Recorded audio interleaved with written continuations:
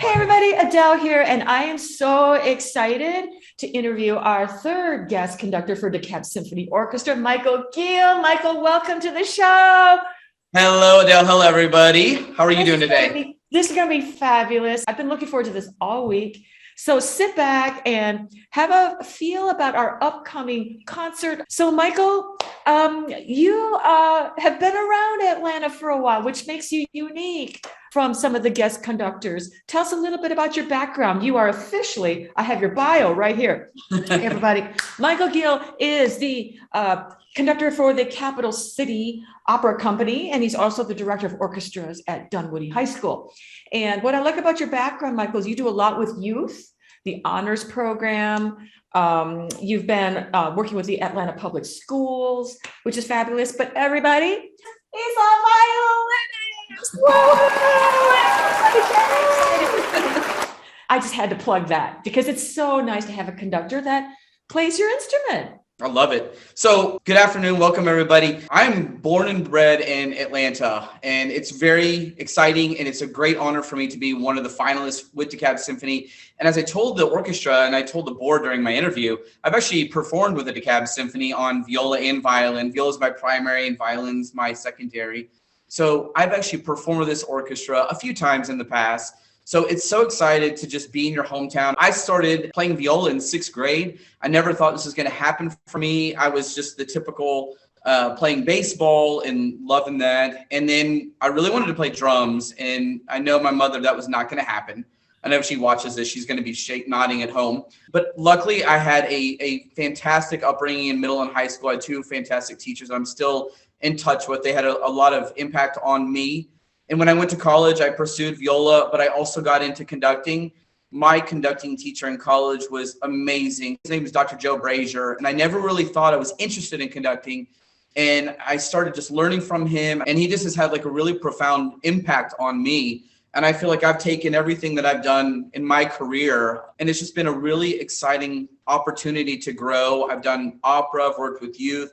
I get to work with adults in California. I just have the best of every world. I get to conduct, I get to play, I get to listen to music. So I feel like I've had a really fortunate upbringing in music.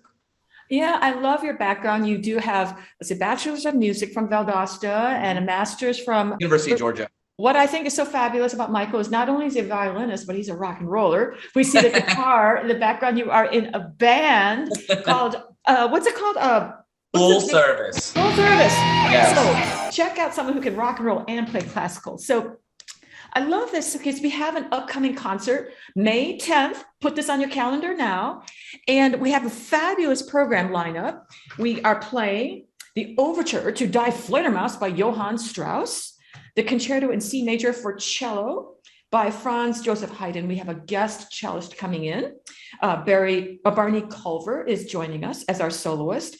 And we are playing the Kalinikov Symphony No. 1 in G minor, which is a fantastic piece. And the violinists are really psyched on that one. So, tell us a bit about this program and what the audience might be thinking about as they're listening. Sure. When I found out I was a finalist for this, I'd already started preparing sample programs. And I wanted to be, for me, I'm kind of traditional. I wanted to have a really fun overture.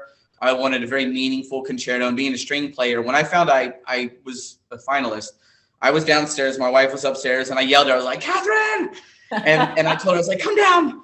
And then immediately I said, I got to call Barney. And Barney Culver, he's my principal cello for my opera orchestra. And there's something really special about him, the way he plays. There's a lot of people, being from Atlanta, I could have called on, and really, you know, the list is very long. But he had a special way, and I knew I wanted to work with him personally and professionally, and most importantly, musically, because he just has a way of playing the cello. He was actually over yesterday rehearsing. My wife is a pianist, so I got to just sit on the floor and listen to him play, and we work on tempos and cadenzas, all of that. And I think for the audience, it's going to be a real treat. The Haydn, it's somewhat Baroque, somewhat classical, somewhat romantic. It's kind of all over the place. Mm-hmm. And that in particular, when you get a score like Haydn, and I'll show you just a little sample here. There's very little markings. There's in your parts too. I've marked all the parts. I put bowings and some dynamics in, but it leads the soloist, the conductor, and also the orchestra to kind of work together and figure out what kind of articulations and phrasings do we need, and especially what kind of bowings are we going to do. And that is one of the biggest struggles, I think, with this. And for Barney, I know his playing style. He knows my conducting style because we worked together for so long that I felt this would be a very fluid kind of relationship and partnership. The audience, when you sit there, you're going to feel the connection between all three of us. We are allowing him to shine. And for those people that love the cello, or maybe you haven't heard it in this way, when you hear him play, I think you're just going to be you're just going to be taken to another place, just transported just somewhere far away. And for the overture, I had a list of so many things, but personally, I'm a huge fan of waltzes. I don't know where that came from, and something just popped in my mind, and I love waltzes. I don't have anything profound to say other than what it makes me feel inside and when I play it. And even as a violist, which I play these, I'm just usually playing the bum bum bum bum, and it has never bothered me, like, ever. I can sit there in the viola section and listen to the oboe play some perfect melodies, the flute. There's a spot where the clarinet just kind of takes over. And then the violins, obviously, because Strauss is a violinist, he gives them the business. He gives them the fun show part. The business, yeah. And it's great because everybody has something to do with that. And I think that's just a fun way to open the program because it's waltzes and polkas all combined into one. And lastly, Klinikov, he's kind of the unknown. We don't have a lot of material from him. He died at 35, just like Mozart. But the difference between Mozart and Klinikov, Mozart had over 600 works. Klinikov had about 40. And I think the saddest part for me whenever I think about Klinikov was this work was not published until well after he was dead. So it was performed, but that's it. He didn't get to really reap the rewards of this like a lot of the conductors and composers of his time did. And I think that's a real sad thing. And it feels good inside to be able to share this type of music because he was a really good guy, a great educator, a great musician. He played violin, bassoon, timpani. He did everything he could to perform, to be in a classroom, to rehearse, to perform. And I relate to him because I'm the same way. I will do anything to perform. I've never gotten tired of it. I don't know when I will, but I relate to Klinikov even though we'll never meet. And I think people that'll listen to it will hopefully feel that as well. So I'm so happy that we're coming out of shutdown that allows people to come together as humanoids again and be with each other and breathe in the space, in the moment, and enjoy from an artist to the audience in that dance.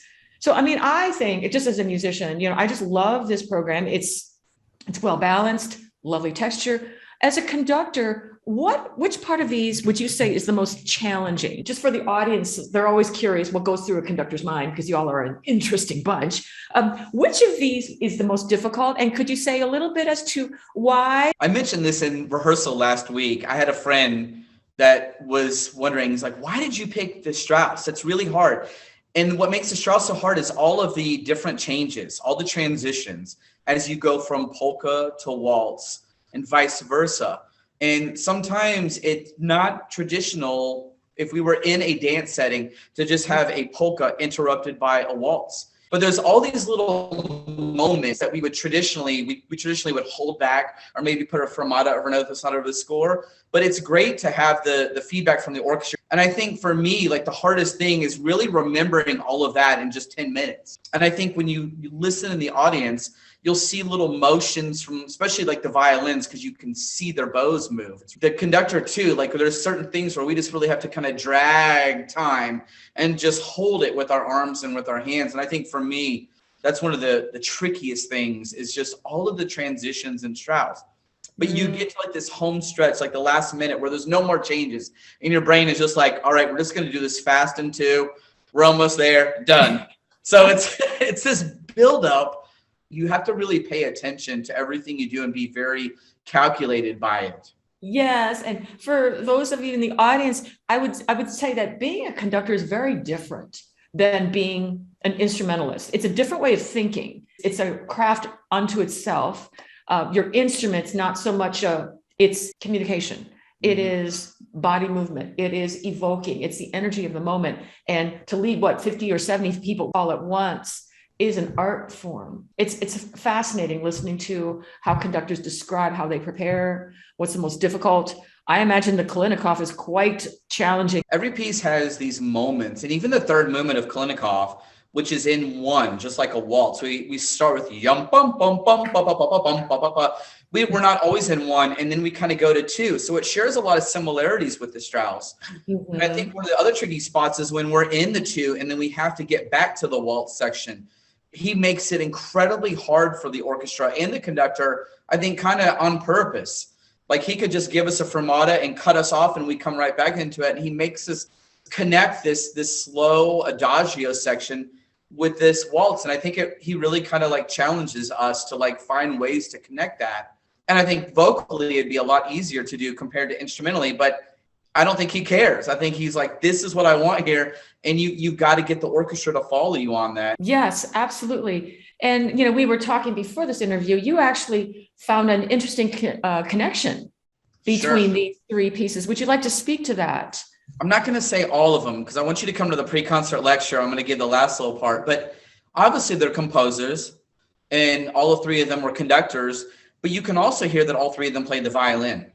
And one thing that I listen to when you look through the score and you look especially through the violin parts, even though they're from different time periods, you can hear a lot of similarities in the string music. But there's one other thing that pulls them all together that I think that people really don't know about. And I'm going to say that for the pre-concert lecture, which is it's at 7 p.m. on May 10th. They all played violin, but there's something else that really linked them together that I think links this concert together. It's something that I want people to kind of absorb. So I'll share that. Yeah, so come to the pre-concert lecture, which is a lovely way, especially if you don't know a lot about a piece, you're just curious. Because, you know, some people know these pieces, they've heard them before. Other people, it's brand new. What would you say to people who are relatively new to classical? Maybe they've always been curious about it. They don't know much about it. And this is like a new experience for them. How would you invite them to just be curious about what they're listening to? Because sometimes people kind of go, what am I supposed to like? There's this idea I should know how to listen to classical music. I don't know where people get that idea, but what would you say to someone who, this is new, you know, how do I do this? Do I like this? Do I not? I don't know. I love this question. I have a very close friend that came over to my house last week, and I keep telling him, hey, you got to come to this concert. This is going to be great. And we've been friends and knows nothing about this type of music. And he said, I don't even know where to get started. I said, you just kind of have to like search and seek things out. Like, what time period were you like? And even if you don't know, listen for a little bit of it and try to figure out, do I like this? Do I not like it? Because we all have likes and dislikes. And that comes from being an opera conductor. There's certain opera that I love. I am a huge Puccini fan, huge Mozart, but there's other stuff that I'm not as into as much. Right. I don't think it's bad, but I'm not drawn to it. So he had his phone out and he was typing in popular symphonies on Google. And there was all these lists from BBC and from New York Phil, like suggested. And I'm like, that is a great idea. And it kind of hit me that it's just something that, you know, if you don't know about that, you know, bridging that with someone who does. And if you're not sure about it, we have like the internet now where you can look up certain things. You can look up composers by countries or time periods or instrumentation like that. I think just the overall curiosity, you know, just getting out there to a concert and seeing this. And not every piece you'll ever go to is for you. You know, there'll be certain things that you like that and you won't, because you're probably like me. You've been to orchestra concerts where you love the overture and then the concerto. You're like, not so much. And then you hear the symphony, you're like, you're back. So I think it's just getting that exposure to it. And that's something. I wasn't raised with this type of music. My parents are not musicians. They didn't raise me on this. My grandfather used to take me sometimes in West Palm Beach to the mall where they had an organ store. And people that are young watching this, you probably have no idea what that's about. But in South Florida, they sell organs, and they would have like Saturday, Sunday afternoon recitals. And my grandpa just took me to it. And some of it I loved it, and some of it I was just not about. But it exposed me. It's a great time to be curious. Yeah. And what I notice is a lot of times people don't even know what they like, but they're like, maybe it's a commercial. Yeah. Oh, I love the De Beers jewelry ad string, I'm like, I know what that piece is, right? It's quite famous, right? And so it gives me a sense of, oh, you like this type of sound.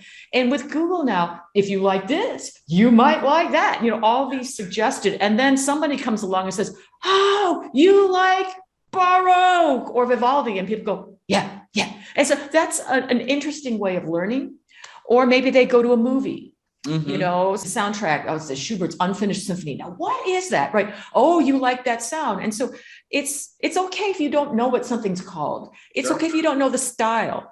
But it's interesting what people do notice through commercials, through movies. That seems to be where people are getting exposure. It gives you a sense of, if I'd like more of that, or I've heard this before. And people get a sense of, oh, something like that. It's a great place to start, because I feel like people sometimes get a little intimidated. Come to a concert when you know nothing about it. Just sit there and just see what happens. Well, there you have it, folks. So come out for the pre-concert, enjoy the concert, and hang out afterwards to actually meet us. And with that, we'll close. Thank you so much for your time, Michael. See you later. Thanks. Bye.